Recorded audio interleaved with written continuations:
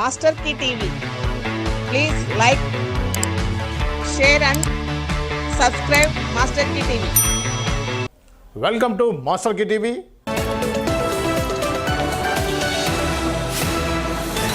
హైదరాబాద్లో మరో ఐఎస్ఆ మీద కలకత్తా ఘోరం జరగాల. గవర్నమెంట్ గర్ల్స్ హాస్టల్ దగ్గర అర్ధరాత్రి అపరిచితులు. భయం గుప్పెట్లో రేపటి వైద్య విద్యార్థులు. వైద్య విద్యాలయమా ప్రైవేట్ గెస్ట్ హౌసా? అడ్డగోలుగా షూటింగ్ పర్మిషన్లు. రోగులను విద్యార్థుల గోడు పట్టించుకునే ప్రిన్సిపాల్. మాది బాధ్యత కాదు అంటూ తప్పించుకుంటున్న అధికారులు. అద్దె డబ్బులతో ఎవరి జేబులు నిండుతున్నాయి. ఎర్రగడ్డ ఆయుర్వేద హాస్పిటల్లో జరిగే చీకటి భాగవతం. ఈ తప్పెవరిది? ఈ తప్పెవరిది? పక్కా ఆధారాలతో స్పెషల్ స్టోరీ. పక్కా ఆధారాలతో స్పెషల్ స్టోరీ. ఇప్పుడు కాలేజీకి సంబంధించినటువంటి ఏరియాలో షూటింగ్ ఎలా జరుగుతుంది, దానివల్ల విద్యార్థులకు కానివ్వండి, అక్కడికి వచ్చేటువంటి పేషెంట్స్ కానీ ఏ విధంగా ఇబ్బందిగా ఉందనేది మీరే చూడండి. అక్కడ షూటింగ్ జరిగిన రోజున మా టీం వెళ్ళి ఏదైతే రికార్డ్ చేశారో అది మీకు నేను చూపించే ప్రయత్నం చేస్తాను.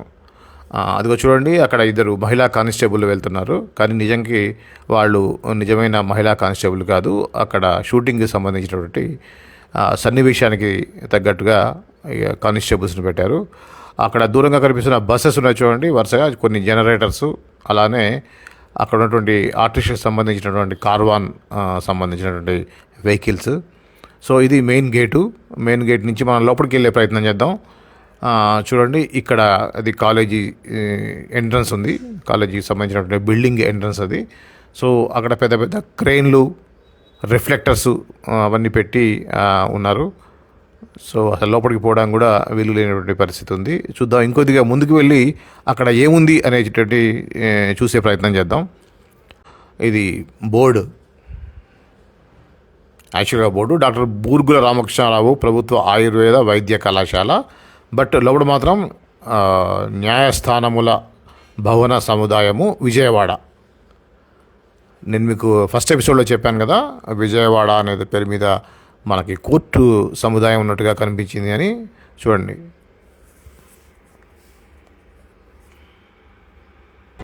లాస్ట్ వీక్ మోస్ట్లీ ఒక 10 days బ్యాక్ మనం ఒక టాపిక్ గురించి మాట్లాడుకున్నాం. అది హైదరాబాద్ ఎర్రగడ్డలోని ఆయుర్వేదిక్ హాస్పిటల్, అలానే కాలేజ్ రీసెర్చ్ సెంటర్లో ఉన్నటువంటి జరిగినటువంటి సంగతి ఏంటి, ఆ షూటింగ్స్ జరగడం, దానికి సంబంధించినటువంటి అక్రమాలు ఏ విధంగా జరుగుతున్నాయి అనేటువంటి కోణంలో మనం మాట్లాడుకోవడం జరిగింది. అయితే లాస్ట్ ఎపిసోడ్లో మనం ఏం చేసామంటే డాక్టర్ పరమేశ్వర్ నాయక్ గారు ఎవరుతున్నారో ఆ డిప్యూటీ డైరెక్టర్ అయినటువంటి ఆయన్ని మనం మాట్లాడుకోవడం జరిగింది. ఆయన సంబంధించి వివరణ కోరాం, యాక్చువల్గా జరుగుతుంది ఏమిటి అనేది. డాక్టర్ పరమేశ్వర్ నాయక్ ఏం చెప్పారంటే, మీరు కూడా విన్నారు, ఆయన నా రెస్పాన్సిబిలిటీ ఏముండదండి, యాజ్ పర్ రూల్ మీరు పర్మిషన్ ఇవ్వండి అని చెప్పేసి మేము కన్సల్ట్ హాస్పిటల్ కానీ అదేవిధంగా కాలేజీకి కానీ చెప్తాము, అన్నీ చూసుకొని ఇవ్వాల్సిన బాధ్యత వాళ్ళకే ఉంటుంది అని చెప్పారు.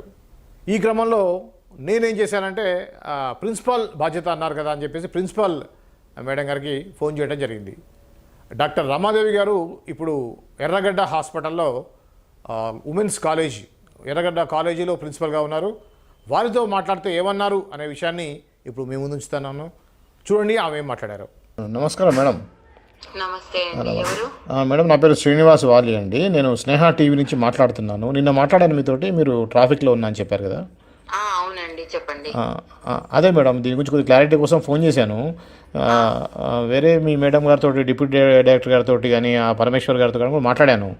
వాళ్ళందరూ ఏమంటారంటే, ప్రిన్సిపాల్ గారే డెసిషన్ అండి, మాది కాదు అది, అన్నీ చూసి ఇవ్వండి అని చెప్పాము, తనే ఇచ్చారు, ఏదైనా తనే రెస్పాన్సిబుల్ అని చెప్పి అంటున్నారు. ఓకే. సో నేను చెప్పేది ఏంటంటే మేడం, 2 విషయాలు మేడం, దాని మీద ఎంత వస్తుంది ఏంటి అనేది క్లారిటీగా చెప్పట్లేదు. ఇంకోటి, ఆ పక్కన లేడీస్ హాస్టల్ ఉంది, వాళ్ళు నైట్ 9-10 దాకా షూటింగ్ చేస్తున్నారు. కాలేజీ బోర్డు తీసేసి కోర్టు అని చెప్పి పెట్టారు. ఇవన్నీ కొద్దిగా ఇబ్బంది కదా. మీరు అదేంటంటే యాక్చువల్గా ప్రాపర్ పర్మిషన్ ఉందంటారా మీ సైడ్ నుంచి? అంటే యాక్చువల్గా వాళ్ళు, నేను ఫ్లెక్సీ పెట్టుకోమని చెప్పాను. ఓకే. వాళ్ళు ఏదో ఫ్లెక్సీ పెట్టుకోమంటే వాళ్ళు కొంచెం మిస్అండర్స్టాండ్ చేసుకొని అది పెట్టుకున్నారు. మళ్ళీ అయినా ఇప్పుడు నేను తీసేసాను, మొత్తము వైట్ పెయింట్ వేసి మా కాలేజ్ బోర్డు రాస్తున్నాను. నిన్న యాక్చువల్ గా ఏంటంటే హాలిడే కదా, మేడం నిన్న హాలిడే కదా అని చెప్పేసి నిన్న ఒక రోజు 1.5 day పర్మిషన్ ఇచ్చాను. మొన్న మధ్యాహ్నం నుంచి నిన్నటి వరకు ఇచ్చాను అంతే. Okay okay. ఇప్పుడు ఏం లేదండి, వాళ్ళంతా మాకు సెట్ చేసి ఇచ్చారు. తర్వాత మా పేరు కూడా రాస్తున్నారు, మొత్తం వైట్ పెయింట్ వేశారు. మేడం నో ఇష్యూస్ అండి. మెయిన్గా మా వచ్చిన ఏంటంటే ఆల్రెడీ మీరు చూస్తున్నారు కదా, లేడీస్ హాస్టల్ ఉండి వాళ్ళు నైట్ 9 దాకా 10 దాకా షూటింగ్ చేయడం అనేది ఇబ్బందిగా ఉంది. అది కాకుండా డిసెంబర్లో ఎగ్జామ్స్ కూడా ఉన్నాయంట కదా. అవును, ఇప్పుడు లేదండి, ఒకటే ఓన్లీ సింగిల్ 1 day కదా నేను ఇచ్చింది పర్మిషన్. లేదండి, నేను మీకు పెట్టాను కదండి మొత్తం లాస్ట్ మంత్ ఈ మంత్ ఎన్ని రోజులు మీరు షూటింగ్ ఇచ్చారనేది. మాకుంది జాయ్ ఫిలిమ్స్ వాళ్ళకి ఇచ్చారు, ఇప్పుడేమో ఈ ఫ్రైడే పోస్టర్ ఏదో వాళ్ళకి ఇచ్చారు కదా. ఇప్పుడు నేను ఇంతకు ముందు వాళ్ళు హాస్పిటల్లో వాళ్ళు ఇచ్చారు, మేమైతే ఎప్పుడు ఇవ్వలేదు. మేము ఇప్పుడే 1.5 day అన్నారు కానీ వాళ్ళు ఇంకొక రోజు ఎక్స్ట్రా తీసుకున్నారు. ఇప్పుడైతే ఏం లేదండి, అన్ని ఓకే. వాళ్ళు మాకు హ్యాండ్ ఓవర్ చేశారు, మొత్తం మాకు ఇన్స్టిట్యూషన్ మాకు హ్యాండ్ ఓవర్ చేశారండి. అదే మీ స్టాఫ్ కానీ మీ స్టూడెంట్స్ నుంచే మాకు పక్కగా ఉందండి, ఇన్ఫర్మేషన్ ఉంది. మీరు అమౌంట్స్ కూడా కొద్దిగా ఎక్కువ తీసుకున్నారు అనేది. సో అక్కడ వాళ్ళు పైన 40 చెప్పండి. అసలు నాకు సింగిల్ ఎన్పి రాలేదండి.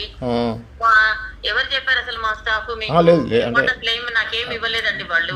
మాకున్న సోర్స్ అట్లా మేము మీడియా నుంచి చెప్పలేం కదా మేడం వాళ్ళకి. కరెక్టే అండి, అది అంతా ఏంటంటే బాగా పుకార్లు వస్తుంటాయండి. అది ఎక్కడైనా ఉన్నది, సీఎం అయినా మినిస్టర్ అయినా ఏదైనా కానీ ఎక్కడైనా కానీ అస్మదీలు ఉంటారు, తస్మదీలు ఉంటారు. నా మీద ఏదో రాంగ్ ఇన్ఫర్మేషన్ ఇచ్చారు మీకు. నాకైతే వాళ్ళు సింగిల్ ఎన్పి ఇవ్వలేదండి, ఇన్ఫర్మేషన్ పోయింది. అఫీషియల్ చార్జెస్ ఎంత ఇస్తున్నారు మేడం? అసలు ఏది లేదండి, నేను అసలు చార్జెస్ కాదు, నేను ఏదన్నా ఉంటే మాకు ఇన్స్టిట్యూషన్ కి ఉపయోగపడేది ఇవ్వండి అని చెప్పిన. నేను అసలు డబ్బులు ఉన్నాయా పైసా నేను అడగలేదు. అదే గవర్నమెంట్ ప్రాపర్టీని మనం కావాలంటే మీరు రండి, ఫ్రాంక్ గా మాట్లాడుకుందాం. అతన్ని కూడా నేను పిలిపిస్తాను, ఆ షూటింగ్ అతన్ని. వాళ్ళు నాకు సింగిల్ ఎన్పి ఇప్పటి వరకు నాకేం ఇవ్వలేదు వాళ్ళు. అదే ఆ మేనేజర్ లక్ష్మణ్ వాళ్ళు కూడా తెలుసు, నాకు మాట్లాడాను. లక్ష్మణ్ ఏమన్నాడు, ఇచ్చానని చెప్పాడా మీకు డబ్బులు? అదే ఆయన ఏదో హైడ్ చేశాడు నాకు కదా, చెప్తా అన్ని విషయాలు మీతో చెప్పలేం కానీ.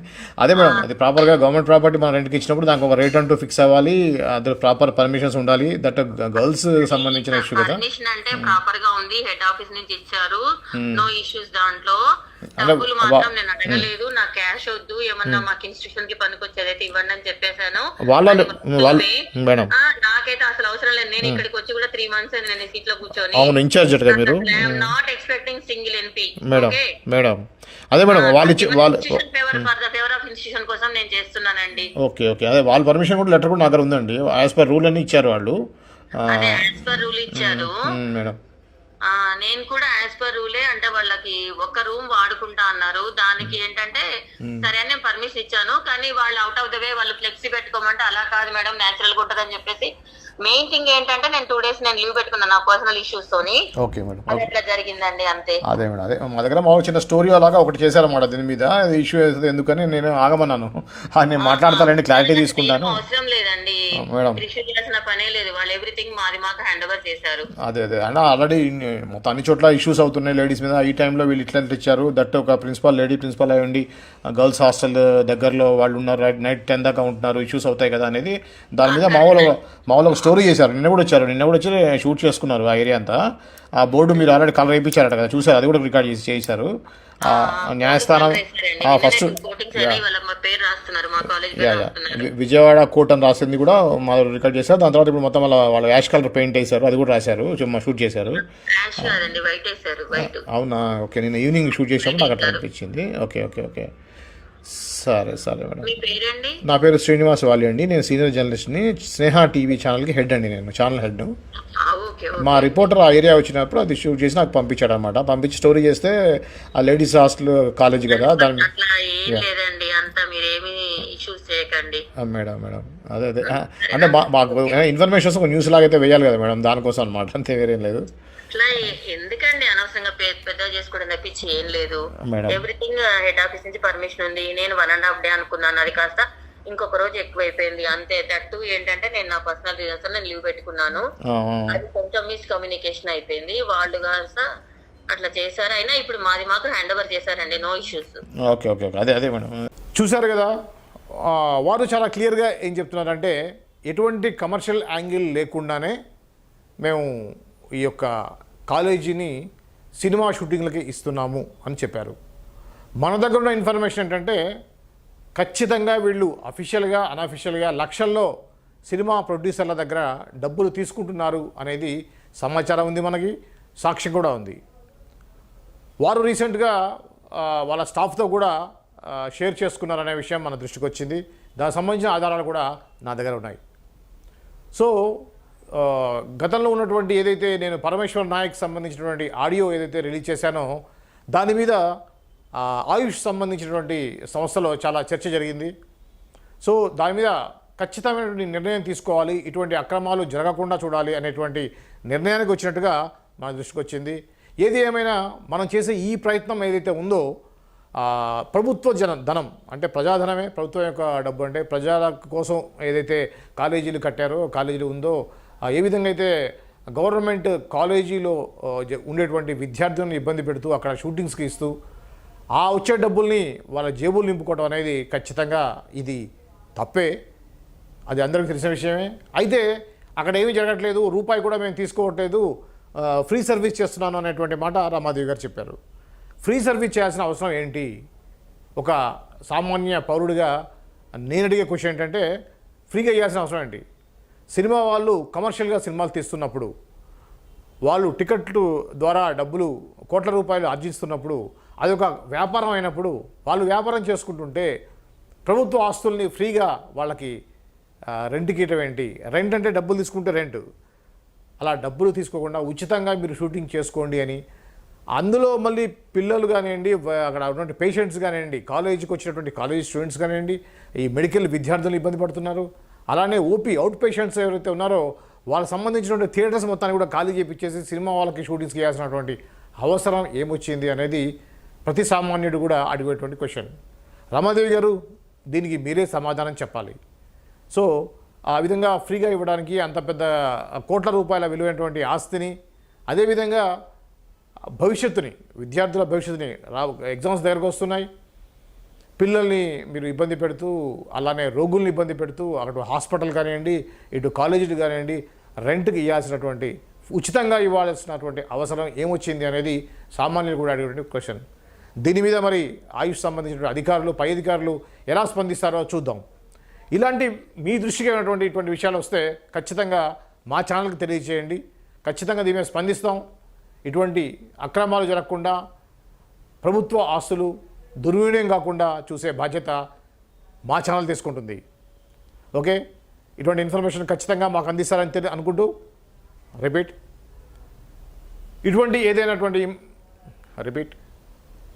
ఇటువంటి ఇన్ఫర్మేషన్ ఏమైనా ఉంటే ఖచ్చితంగా మాకు తెలియజేయండి.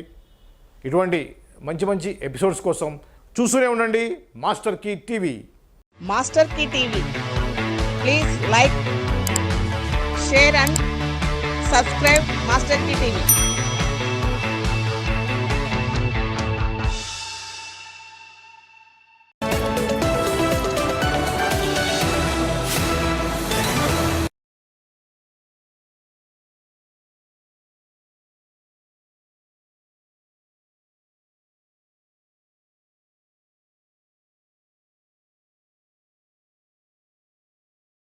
చూస్తూనే ఉండండి స్నేహ టీవీ.